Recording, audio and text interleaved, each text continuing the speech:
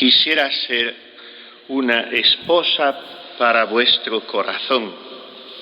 Después de introducirnos en el inicio de la segunda parte de la elevación, la deprecación, la súplica de Isabel a cada una de las divinas personas, que se abre con su invocación a la humanidad de Cristo, el crucificado por amor, expone una serie de súplicas que después se convierten en casi exigencias. El je voudrais, quisiera cubriros de gloria, quisiera ser una esposa para vuestro corazón, quisiera amaros hasta morir de amor, pero como no puedo, entonces os ruego que os dignéis revestirme de vos mismo, identifiquéis mi alma con todos los movimientos de la vuestra, que me sumerjáis, os sepultéis en vos, que me suplantéis, etc. Pero será suficiente para alimentarnos un poquito esta tarde, tomar materia de oración en este primer viernes de mes y caldear el corazón para la adoración. Meditar en esta palabra. Yo quisiera ser una esposa para vuestro corazón. En las traducciones antiguas y la que yo sé, dice, quisiera ser una esposa digna de vuestro corazón divino. Y ya es introducir un circunloquio que no es original de ella, claro. No, ella no pretende ser una esposa digna. Y tampoco el epíteto divino tampoco lo trae, sino quisiera ser una esposa para tu corazón. O sea, una donación pura, puesto que tú te has hecho pura donación para mí. Y quisiera ser una compañera, una ayuda semejante, puesto que tú te has hecho ayuda semejante a mi humanidad. Y quisiera ser como una pequeña iglesia viva, puesto que Cristo amó a la Iglesia y se entregó por ella como oblación y víctima de suave olor, y el verdadero analogado es el matrimonio de Cristo con la Iglesia. Y quisiera ser tu consuelo, puesto que has buscado consoladores y no los encuentras. Y por eso toda la tensión afectiva de Cristo hombre, Isabel la ve como nosotros, o nosotros como ella, condensada en ese corazón divino humano. Sobraría, en puridad sobraría. Quisiera ser tu esposa, quisiera ser una esposa para ti, basta. Pero ella quiere decir una esposa para tu corazón, en el sentido de que una esposa es la que viene a acoger, a recibir y a dar cauce a todo el amor del esposo. Después le sirve, después en fin, una serie de derivaciones más o menos prácticas, pero lo primero es el amor y lo esencial del matrimonio. Y junto con el amor, o consecuencia del amor, inseparable del amor, por eso hoy está todo tan satanizado, pues la procreación, y por eso es inevitable la fecundidad en una esposa. Ser carmelita, o Jesús, ser por mi unión contigo, madre de las almas, dice Teresita. Pues esto le viene, como veíamos esta mañana, a Isabel de muy atrás, en realidad desde niña, desde el hecho de no haberse podido entender nunca a sí misma, sino viéndose como toda de Jesús, sin recortes y sin expropiaciones, sino toda de Jesús. Entonces ya en ese diario, en el que tiene cosas muy bonitas, pero claro, no son comparables a las que vendrán después, pero en el diario, con 18 años todavía, escribe: soy la esposa de Jesús. Estamos tan íntimamente unidos, nada puede separarnos. Que me muestre siempre digna de mi amado esposo. Y un poco más abajo, Jesús, estoy celosa de tu amor. Oh Jesús, mi vida, mi amor, mi esposo amado, soy tu esposa, la confidente de tu corazón. Gracias por esta preciosa heredad. O sea, hay en ella desde siempre una identidad, una autopercepción, autoconsciencia de desposorio, de vida esponsal, digamos así, a nivel psicoafectivo. Ella se comprende como esposa y no puede amar a Jesús sino con corazón de esposa. Pero ella es consciente de que a esto le falta, según la vocación que ha recibido, de encarnar, de personificar un carisma particular dentro de la Iglesia universal. Entonces a ese ser esposa, a nivel, como digo, psicoafectivo, le falta adquirir un nivel jurídico. Y por eso ella está convencida de que tiene que ser carmelita. Lo que pasa es que entiende que el nivel jurídico no es necesario en sentido absoluto, tanto que, como veíamos el otro día, ella, antes de entrar en el Carmelo, dice, pero si el Señor quisiera que me fuera al cielo con Él, ese es el mejor Carmelo. Y al final de su vida dirá que si su madre priora la expulsara del convento y la despreciaran hasta tener que abandonar la vida religiosa, esa sería su máxima felicidad, porque sería la mayor configuración con el crucificado, la mayor humillación. Bien, pues ese, como decimos, nivel jurídico es la profesión religiosa, y por lo tanto ella suspira por esa profesión, porque será tomar carta de ciudadanía como carmelita. Pero como en todos esos deseos, por muy santos que sean y por muy santas que sean quienes los tienen, siempre hay, con el agua pura y cristalina que tiende como el arroyo al mar, tiende a Dios, siempre hay mezclada mucha tierra y mucha gravilla, y en todos esos deseos siempre hay mucho de sensibilidad y hay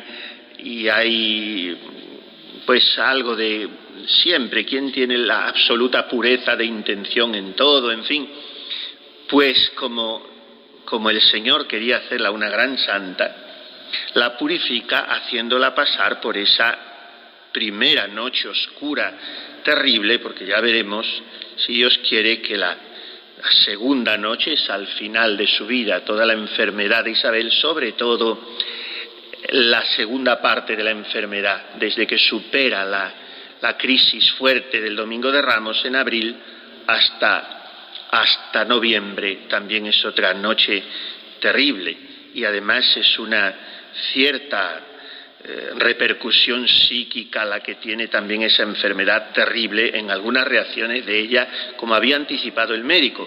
Lo que pasa es que todo eso en la biografía se edulcora y se esconde y se mete debajo de la alfombra, pero a mí me hace mucho bien considerar todas esas miserias de los santos. Como decíamos el otro día, murieron como pudieron y sufrieron como pudieron, lo cual no les quita, sino que les pone, porque les asimila todavía más a la pasión de Cristo, que tampoco fue poética, y a su muerte en el Calvario, que tampoco fue bien sonante ni bien oliente. Entonces eso es el camino de la cruz, también el despojo hasta ahí. Pero la primera noche la pasó en el noviciado y era muy necesario, porque claro, era una chica que en principio parecía que llevaba hechos 2 docenas de noviciados, porque tenía una categoría espiritual bárbara.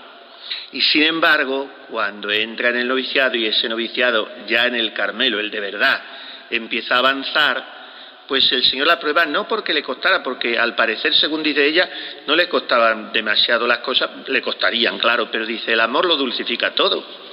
Y no tenemos calefacción, y los inviernos allí también en Francia, y tantas cosas, que ella es quizás de las santas que más habla de las cosas concretas, diarias, cotidianas, prácticas del Carmelo, de todo, mi hábito, mi celda, mi jergoncito, mi crucecita, mis claustros, mi todo, habla mucho de eso.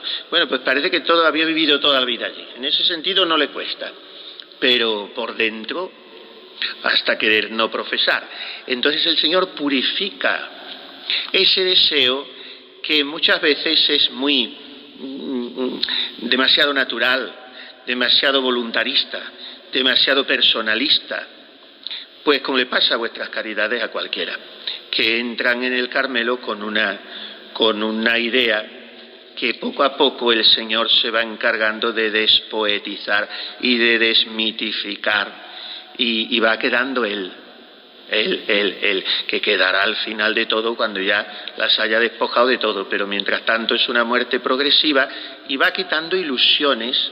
El Señor va quitando ilusiones sensibles y la misma persona va renunciando a ellas si tiene un mínimo de buen entendimiento, porque todas esas ilusiones sensibles lo que son es obstáculos en el camino, porque son espejos donde me estoy mirando yo constantemente. Y entonces eso a Isabel le pasa, en ese segundo nivel que ella tanto ansiaba alcanzar, y que lo alcanzó pero despojada de sí misma, viéndose hecha una birria antes de profesar, que era lo que le hacía falta. Y luego el tercer nivel, que ya no es el de ese desposorio psicoafectivo ni jurídico, sino yo me atrevería a llamarle ese desposorio cuasi ontológico. Claro, la palabra ontológico es muy grande, pero siempre estamos al nivel de lo psicológico, porque estamos al nivel del alma. Y lo que nos da una participación física en el ser de Dios, dicen los teólogos, aunque la palabra física no me puedo detener a explicársela, pero no tiene que ver con las leyes físicas, pero en fin, lo que nos da una participación física en el ser de Dios es la gracia. La gracia que, como se aprendía también en el catecismo, hoy no sé si se sabe ni lo que es, pero la gracia es un ser divino. Lo aprendíamos en el catecismo, no en teología, sino en el catecismo de Ripalda. Bueno, de aquí de Astete, de Madrid para arriba era Astete, en mi tierra era el Ripalda. Y entonces la gracia es un ser divino que nos hace hijos de Dios y herederos de la gloria. Ese es el nivel ontológico en que nosotros entramos, y tampoco sería así químicamente puro, pero en fin, entramos, digamos así, entre comillas, en el ser de Dios.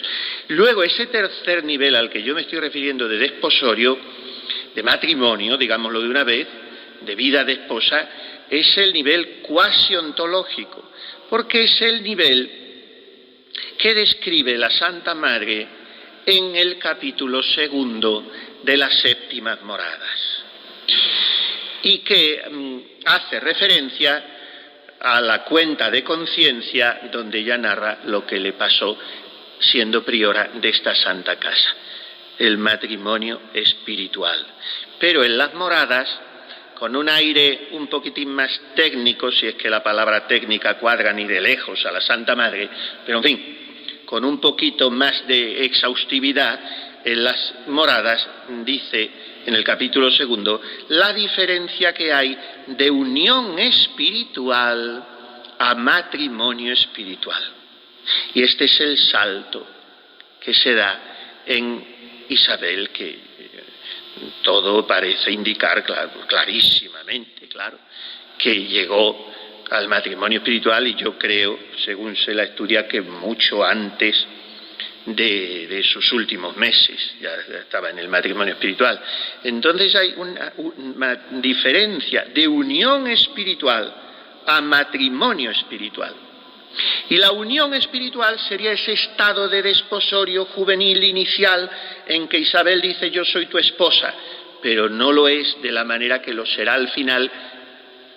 Y yo creo que hay una confirmación de ese desposorio. El otro día les dije algo de ese matrimonio, en esa gracia que ella recibe, pero que viene a certificar su matrimonio, pero yo creo que ya lo había recibido mucho antes, cuando la Madre Germana llega a visitarla en las últimas semanas de su enfermedad y se disculpa por tardar, y ella le dice: no se preocupe por haber tardado, porque he perdido la noción del tiempo, porque se me ha revelado de una manera extraordinaria las palabras del Señor si alguno me ama, mi Padre le amará y vendremos a él. Esa experiencia trinitaria, que yo calificaría como visión intelectual, es la certificación.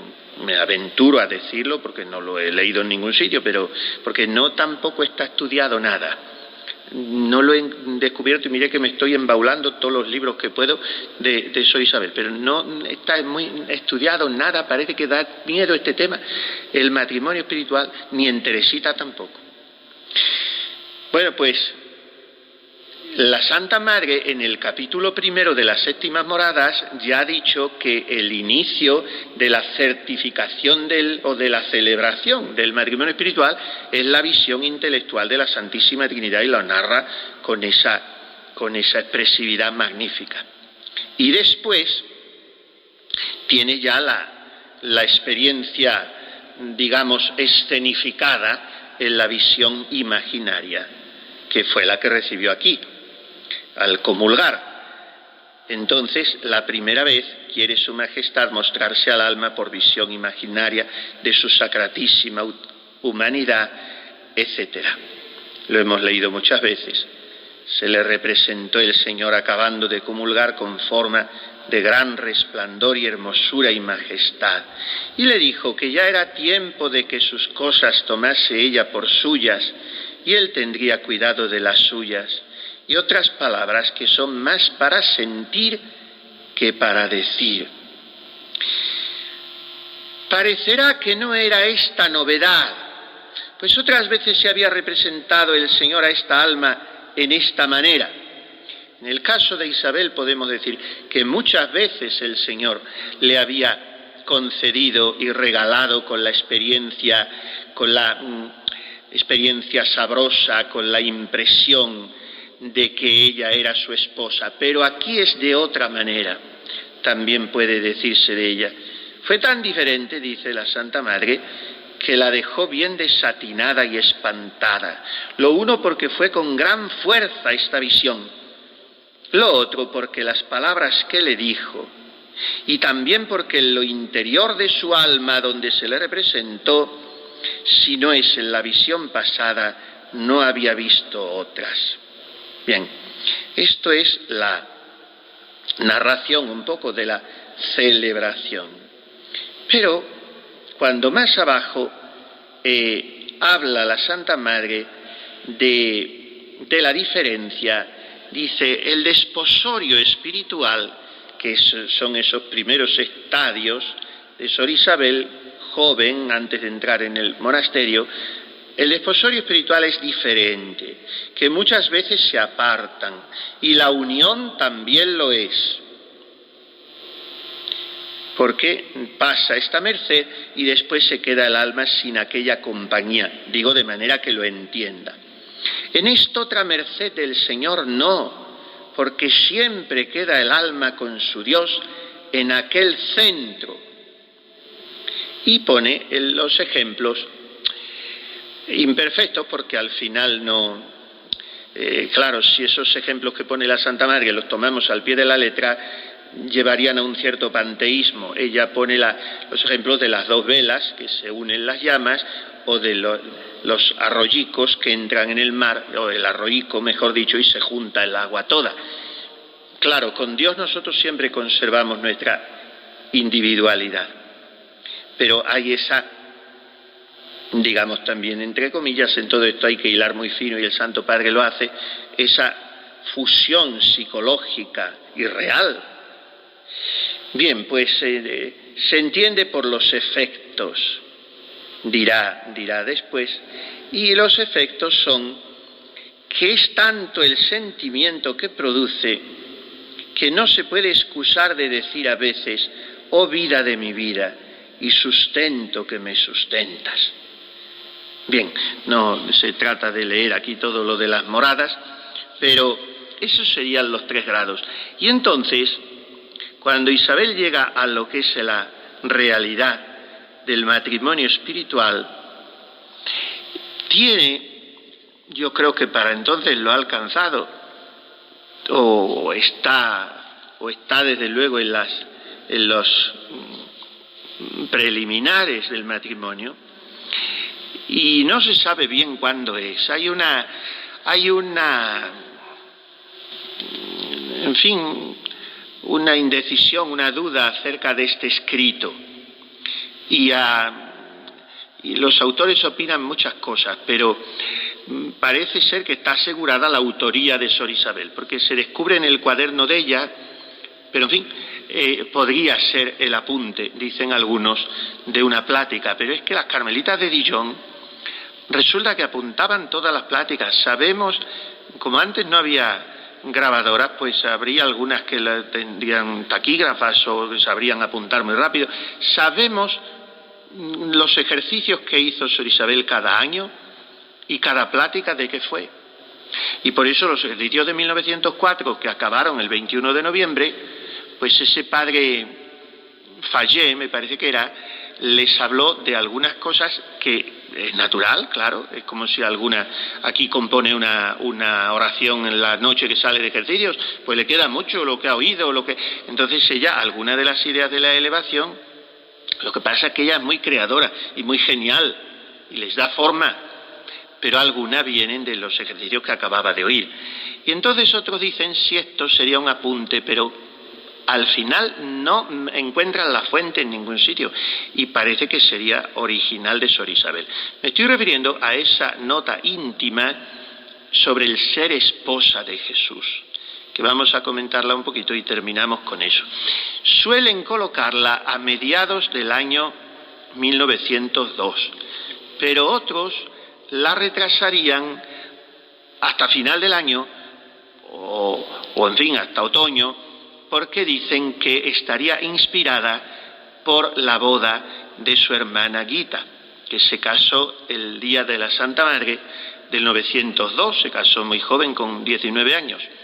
Y aquello del matrimonio de su hermana, que Isabel vivió con tantísima naturalidad, sin la menor frustración de que su hermana tenía que haber sido monja como ella, encantada de que ella iba a ser tía y todas esas cosas, pues dicen que ese matrimonio humano la inspiraría y la ayudaría. Y es muy fácil. Lo que pasa es que las cosas son al revés. Las cosas son al revés. También a Teresita compuso aquella invitación a su profesión a colación de la invitación de la boda de su prima, o no me acuerdo. Pero ¿qué pasa? Que la boda real es la del alma con Dios, es la de una carmelita con Jesús. Ese es el matrimonio real, y de él toma modelo el otro. Y tampoco estoy diciendo lo cierto. El matrimonio auténtico, verdadero, es el de Cristo con la humanidad, mejor dicho, el del Verbo con la humanidad. El tálamo nupcial son las entrañas purísimas de la Virgen. Y el matrimonio es la unión hipostática, que quedan eternamente unidas las dos naturalezas, irrompible, indisolublemente unidas, la naturaleza divina y humana. Y el resultado es la persona de Cristo Dios. Y ese matrimonio después se patentiza en el único matrimonio también auténtico, que es el de Cristo con su Iglesia. Jesús es esposo de la Iglesia. Y entonces las vírgenes consagradas son esposas de Cristo en cuanto que hijas de la Iglesia y participantes del desposorio de Cristo con la Iglesia. Este es el misterio teológico, eclesiológico, del que nosotros participamos a nivel psicológico. Digo nosotros porque lo de esposa no es privativo ni de la carmelita, ni de la monja, ni de la mujer. Estaría bonito, porque entonces nos cargamos todos los místicos. El analogatum princeps, la analogía primera, de donde toma modelo toda otra, es Cristo y su Iglesia.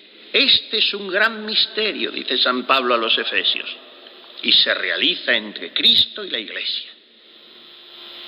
Y de ahí toma modelo el matrimonio. Dice la Santa Madre, cuando después del arroico y de la vela acude al matrimonio humano, dice que son groseras comparaciones. Y tanto, porque esto es de otro metal, que diría ella. Aquí las operaciones son limpísimas. Pues quisiera ser una esposa para tu corazón, debe poder decirlo toda alma, aun no carmelita o sacerdote o madre de familia o joven o niño, por bautizado. Y para tu corazón, en ese descubrimiento amoroso de la persona divino-humana de Cristo.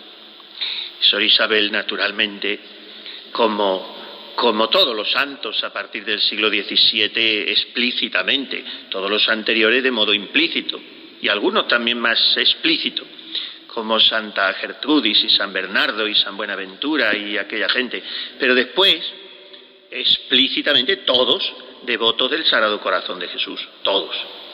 Y en el siglo XIX, pues no les digo nada, y en el siglo XIX en Francia, pues también como reacción al jansenismo y como bandera de defensa de una Francia católica, lo que también ha pasado en España, el corazón de Jesús, símbolo de la España católica, en fin, pues eso lo vivía así Sor Isabel, aparte de que estaba en el Carmelo del corazón agonizante de Jesús, que el otro día leí que es que el Carmelo de Dijon había tenido una historia muy asendereada y habían marchado a Bélgica y se había quedado vacío, luego habían venido y era una especie de refundación de aquel que había fundado la Madre Ana de Jesús en 1605, me parece, que era el tercer Carmelo de fuera de España, fue el de Dijon, porque fuera de España lo primero fue Francia y después Países Bajos, y curiosamente Italia tardó mucho más, empezaron por Génova, me parece.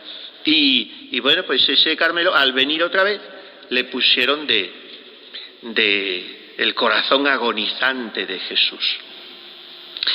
Y claro, la espiritualidad del corazón de Jesús estaba a la carta, vamos, al día.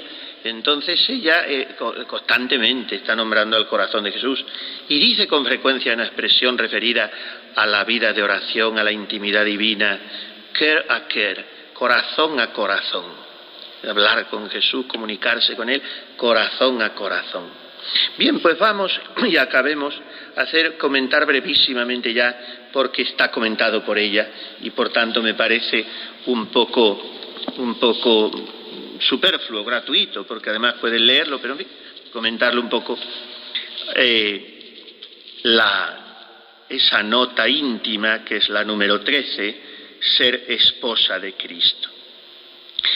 No es una expresión, dice ella, no son palabras bonitas, no es un sueño, no es una construcción fantástica donde la propia sensibilidad se refugia y se satisface, sino que es realidad, misterio, dice ella, de semejanza y de unión. Eso en cuanto a lo que es también identidad, fidelidad y entrega absoluta. Y es inmolación, el ser esposa es inmolación, porque el ser esposa es, entendamos con quién estamos casadas, que dice la Santa Madre en el Camino, y cómo haré mi condición que conforme con la suya. Pues si una mujer ha de ser bien casada, se entiende que estudia la condición del marido para en todo hacerle placer, cuánto más nosotras. Entendamos con quién estamos casadas. Pues si él está inmolado, yo inmolada, y si él crucificado y humillado y despreciado, yo con él y como él. Entonces es inmolación por Cristo, con él y en él. ¿Y cómo se vive? Eso es en cuanto a lo que es. ¿Cómo? Es vivir con, siempre con.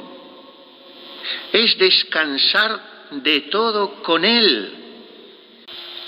Esto es un retrato que si hoy tuvieran presentes los matrimonios, pues entonces no estaríamos asistiendo a este desmoronamiento verdaderamente diabólico de la familia.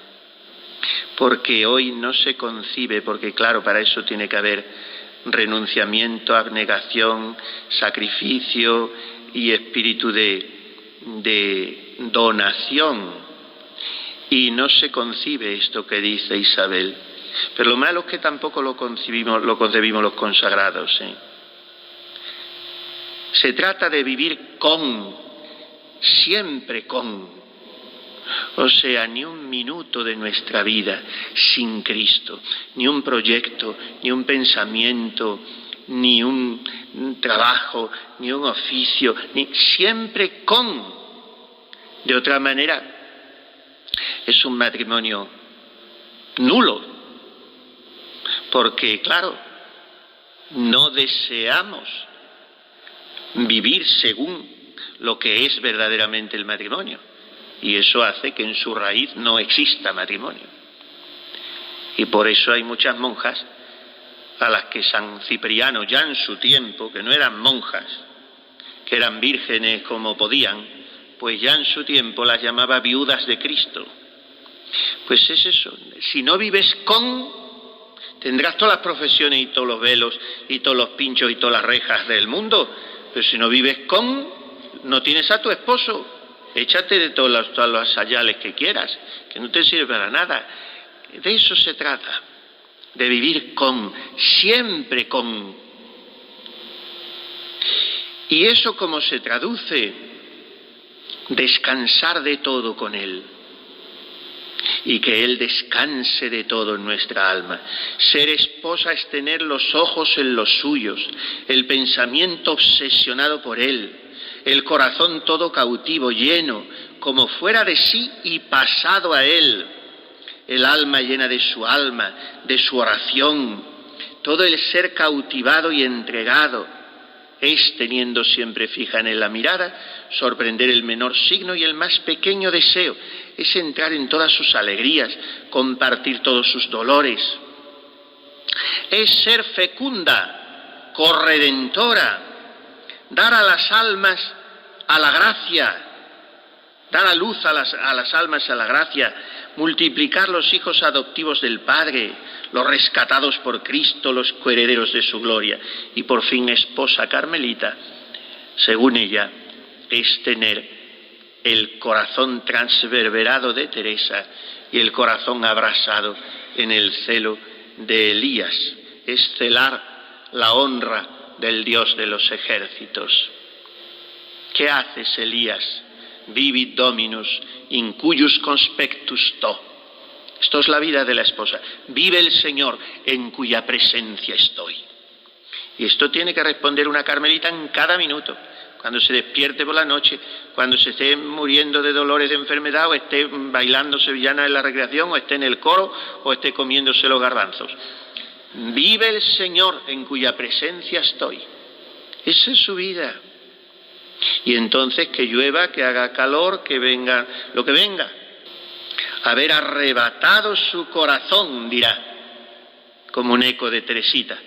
A Jesús hay que ganarle por el corazón. Esto es ser esposa. Así es que vivamos así, aprendiendo de María, esposa del Espíritu Santo la llamamos, y es esposa también de Cristo en ese sentido de unión de voluntad con su Hijo, así como es madre de su Hijo, y como dice Dante, es madre de su Padre. Dante en la Divina Comedia hace un juego de palabras muy bonito, en el sentido de que al ser madre de Dios Padre, María, bueno, pues es esposa en ese sentido también, de que vive de la voluntad de Dios, de su Hijo. Pues pidámoselo, el vivir así. Entrado sea la esposa en el ameno huerto deseado, y a su sabor reposa el cuello reclinado sobre los dulces brazos del amado.